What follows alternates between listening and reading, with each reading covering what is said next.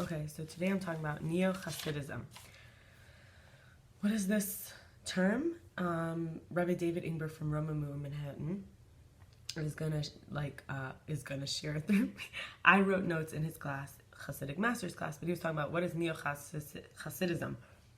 It's like a new wave. It's like Chassidic concepts of how do we be Chassidish. We always try to rise to the occasion because, you know, the other side of it is just keep learning. Like, just you're learning. Everything's learning. And then the other side is rise to the occasion, never pass the buck, never move it forward, right? So Chesed is like expansion energy, sharing energy, cultivating the ability to be generous, but stay on track. Like, I'm not getting lost in that. So Rabbi Ingber is sharing what Rav Kook shared, and I took some notes, and I'm sharing some of that. So the split between real and ideal is where the fertile is. In other words, the divide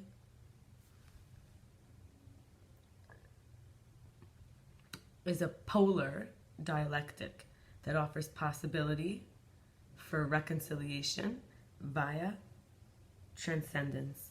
So both have to get outside their self to see that they're part of a whole. At the inception of creation, it was intended that the tree would have the same taste as its fruit. This is the idea of the original state is like the practical is no longer going to hinder the delight of the ideal. It will stimulate the emergence of potentiality to actuality. And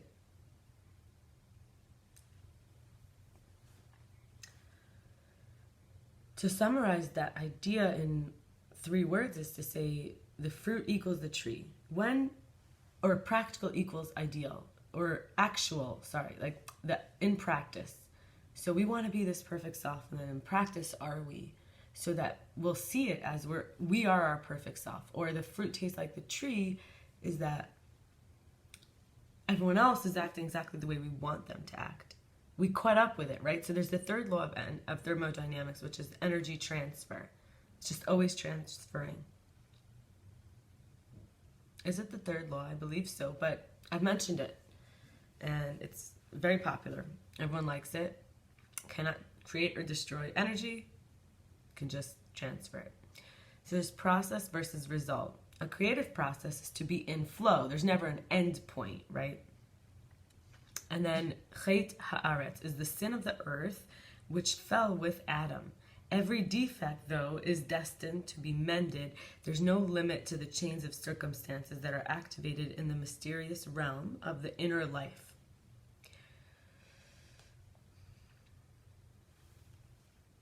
Rippling out, right? Till the noble action becomes actually manifest.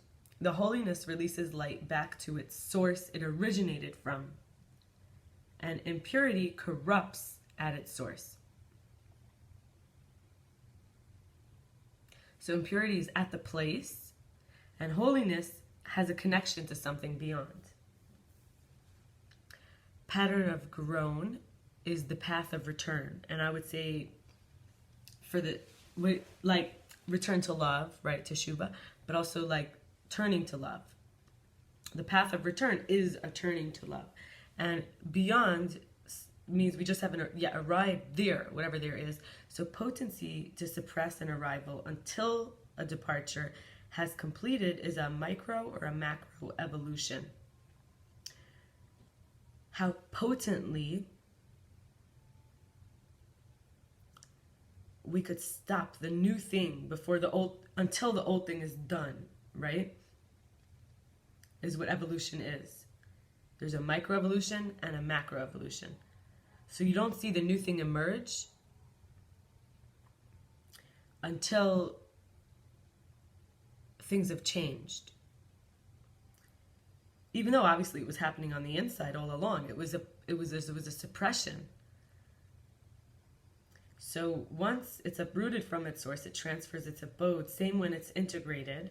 So there's this pattern in love. It's waves from up to down, and subsequent waves from down to up.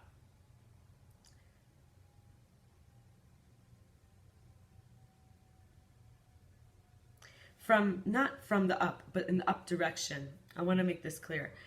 There's patterns of love that there's patterns of love moving, rippling upwards that then start to come downwards.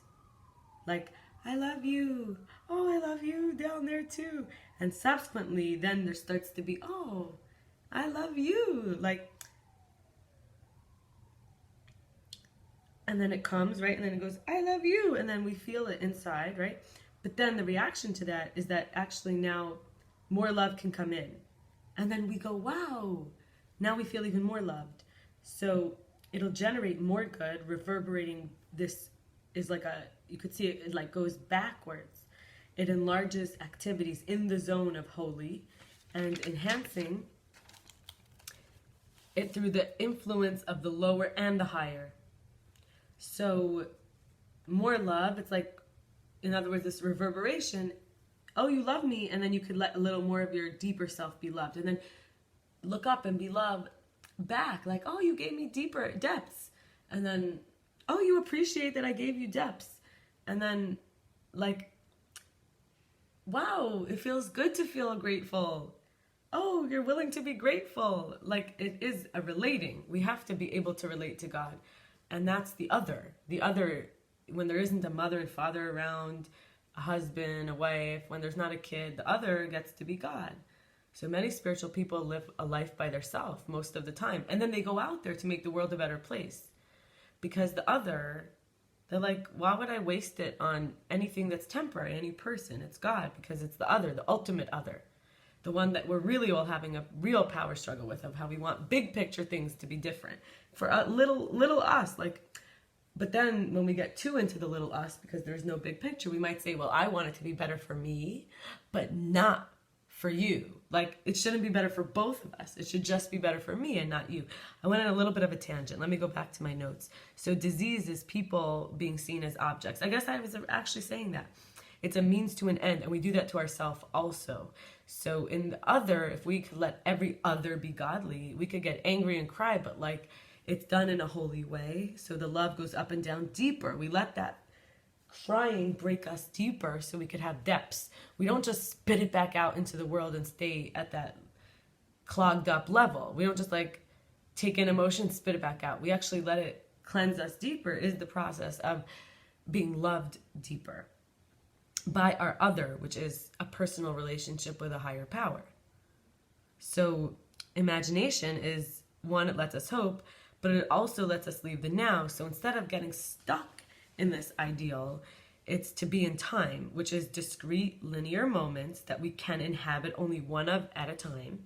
And this is the paradox, is we can only be in 1 minute at a time right now, but there is a bigger picture and we do have imagination. So the will of God is this moment, and yet that means it is a consequence, and such as we observe, I'm able to stay coherently saying this because I have it in notes and I've been practicing. But the truth is, this moment is a result of everything before this moment as I speak it. So all is on a continuum, becoming present, and it's already gone. And then one day, I won't be thinking of one day, is the ideal matching. So as we do, in some way, have a thought and a speech and an action all together, and that unity, I called it a will to purpose, I think, is where the disease is that there's no object. I am the purpose, so I can't be used for anything but that. So if you're the purpose of your life, and your purpose is every new present moment, then, so now I'm going to say, I was thinking truth. I don't know if I always think my will is to truth. I think it's more to honesty, and honesty is a more real truth. It's like that kind of truth that is more potent than, because the truth is a blankness. It's like those reverberations just keep happening, and the truth is like a blankness. It's like there's no more reverberations, because the reverberations require an initial part that needs to be shown to be false so that the truth could take up that space. And then there's so the truth made falseness so that the truth could have an identity. It's like the blankness inside. Well, that's not the truth. Well, that's not the truth. That's the truth. You know the truth. You know it's the truth because it's not false. So again, I'm going off track, but I want to say that that's why I want to share now. I was journaling on what is honesty, least effort, most sustainability. To be the honest self in the world is to be the path of least resistance. Maybe, but it's really least effort. It's not fighting the most, it's channeling our energy properly into the best, most suitable matches where it naturally, gut instincts, everything works, and it will last because it was made to be that way. So to be honest is to be that in the linear truth of life. That's one moment after the next, but also in this big picture. So not using the word, so I wrote these down, okay. Not using the word try. That I can't always live up to my own expectations. That I see, by the way, all of this material is from about 2 years ago, and it's possible to watch the video that I was taking. So until I'm writing about honesty here, that was all from Rabbi David on Rav Kook. And there are video records of this that you could learn from his words if you contact the Romemu Center in Manhattan. They have, I can't tell you when, but he could tell you when he was doing Rav Kook in the Hasidic Master's class.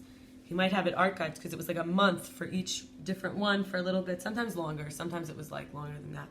And so he could like send it to you. You might want to watch all of it. I think you could probably want to make a donation. If you can't afford it, they'll probably still share the link. Some of them may even be on Facebook, on his webpage, on his Facebook account. The public one for his Romemu videos. Anyway, moving on. Honesty, not using the word try. Can't always live up to my expectations. How hard I am on myself is how serene I cannot be. Like how much I raise the standard. And these are all things I would learn from the classes. Like I would do prompts after because I was inspired, because I felt more of me, right? The consequences I assume and prepare for are not guaranteed. Others and community give strength if I'm able to be the real me. Boundaries is letting others put their own spin on things. Gentleness means being in a continuum. Others can't always handle what I share, and giving myself permission lets me accept and celebrate me and my life. It isn't noble to deprive myself of the wisdom gifts that come from feeling my own anger and my own fear. Sometimes I don't know which part of me is talking to people to which part of them.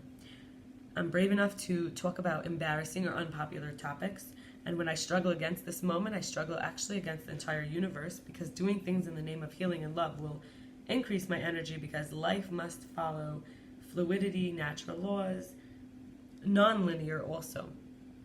My mind, though, the reason I share a healthy self in all of this talk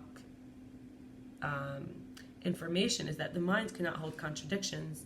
So language of beliefs is I can, not can't, and it will, and understanding kind of like if we decide it's all okay, we can't then decide it's not okay every time we don't like every little thing, because then we're holding a contradiction and we don't like that.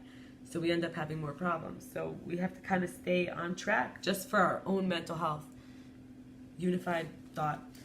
The reason I recorded this video tonight is because Friday,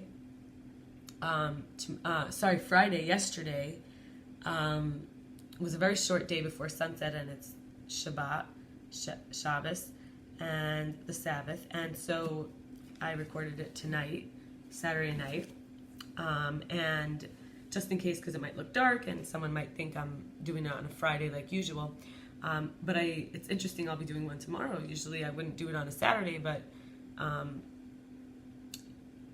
the Shabbat, or the calendar of the Jewish month, the Jewish day in the winter months, is actually very early on the day before. The new day starts at sundown. So it's like half of the day, because it's like the sundown is before 5 o'clock these days. So at 5 o'clock you start your evening. Is really a new day in Judaism. So, and it's like the lunar calendar is halfway usually through the solar calendar. So it's like when the moon comes out, like the moon is a very big part of Jewish teaching. And you have like Judah and Joseph, the moon and the sun, and David came out. The Davidic lineage represents the moon. Is represented by the moon. But at the time of Mashiach, the moon is supposedly shining brighter than the sun.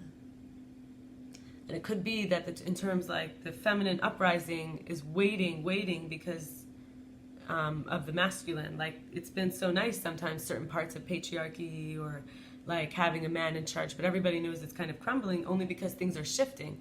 And it's very strange, but I want to just share this, that it's possible in a Kabbalistic way. You would say, well, is the moon the same size as the sun, but this just so much further away? And then you say, well, they visited the moon, didn't they? But I didn't, and I didn't meet anybody who did, and they show me pictures though.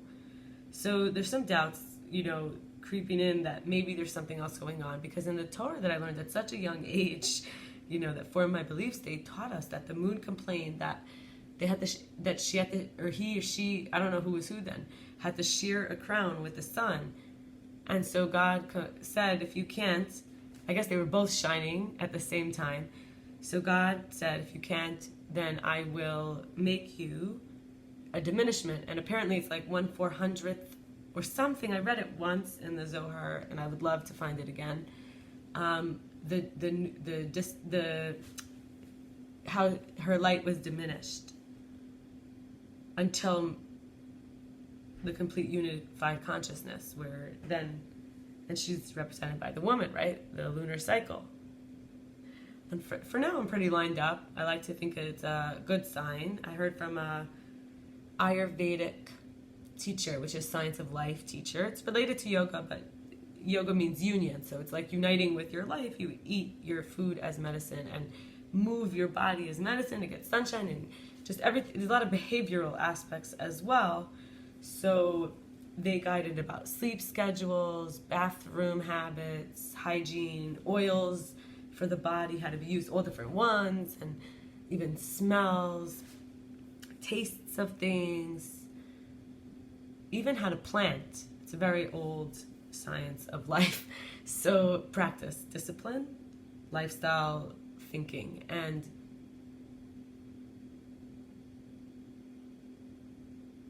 yeah, so I learned a lot, I guess. So, yoga means union, Ayurveda is just science of life, so just really this unified consciousness. And if my cycle's right from one tradition or another, it doesn't matter. Everyone's on their own journey, and thank you. Have a good night. Be well.